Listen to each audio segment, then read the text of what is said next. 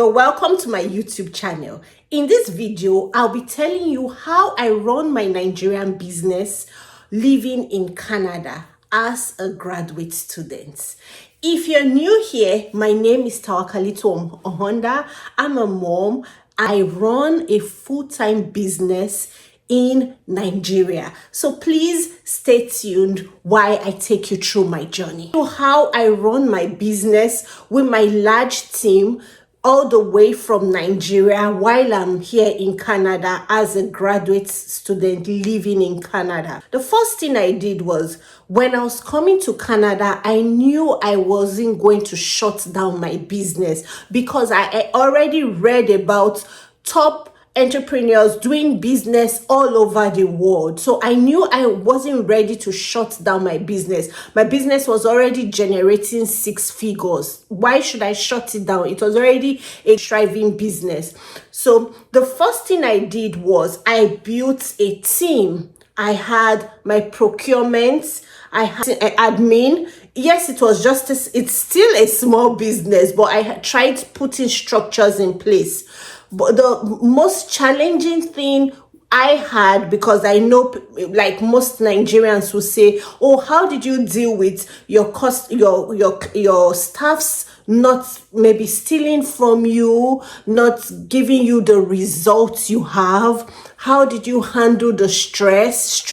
Or the major challenge we had was the time difference. Nigeria, it's almost 9 hours or so ahead.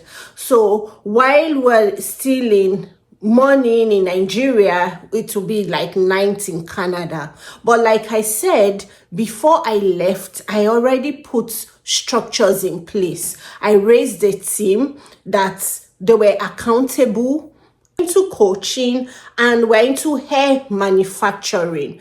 So one of the things that really tried to break me down at the initial stage when I moved was the communication, poor communication, like using WhatsApp calls, because I remember then when I tried calling, a minute Roger was charging me almost $100 or $89 by the time my bill kind of tripled the first 2-3 months when I got into Canada. So I knew that aspect of calling directly was completely ruled out. So what I did then was I sticked strictly to using the WhatsApp call. Most times I make calls at night here in Canada while it's morning for them in Nigeria. So you can imagine the struggle with the time. It was a huge challenge to me.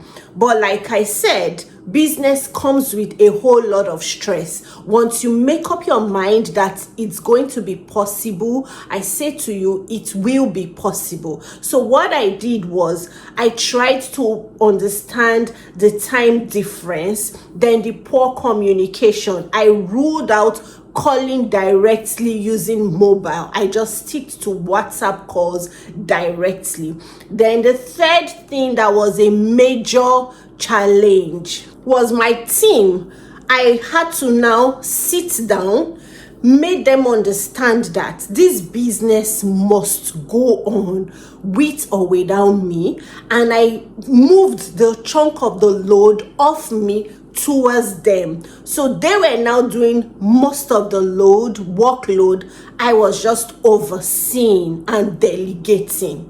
So at night, I write out what I want, I send it to them and say, this must be done before I wake up in the morning. And I made them to understand that, please, I'm in school, I mustn't just enough, I must try to offload to them, like they should take the full responsibilities.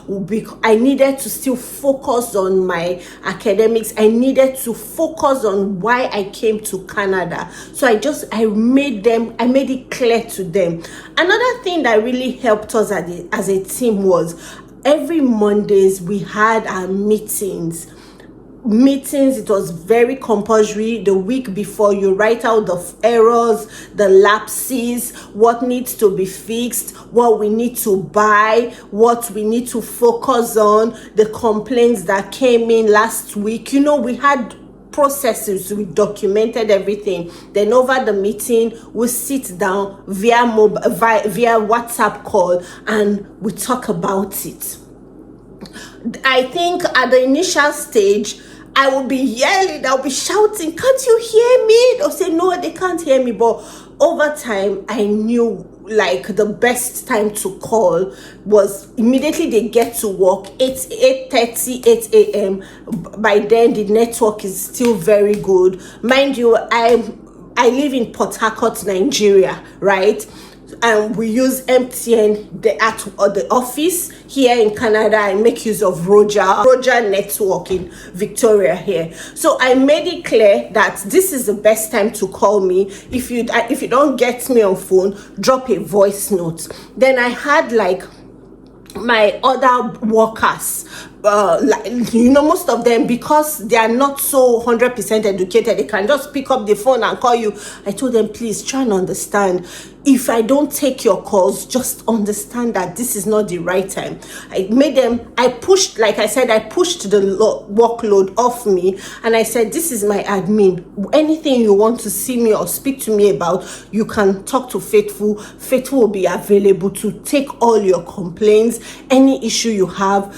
If it's funds, I would make the transfer as soon as I wake up. I just delegated everything. So this is me telling you that it is possible for you to run your business while you are away.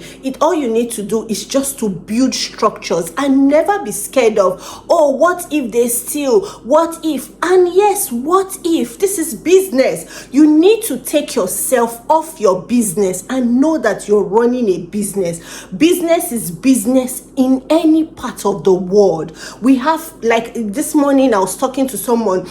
Tara runs her business globally. We have Mac products, we see LG products, we see Panasonic products, we see different products all over the world. Do you see the owners physically? No. So if you have that mindset that you can run your business wherever you are or in any part of the world, it's going to be possible. So I said today, as an African woman, let's take ourselves away from our businesses and see how we can build structures or build businesses that will outlive us. I hope you've gotten value today. Thank you.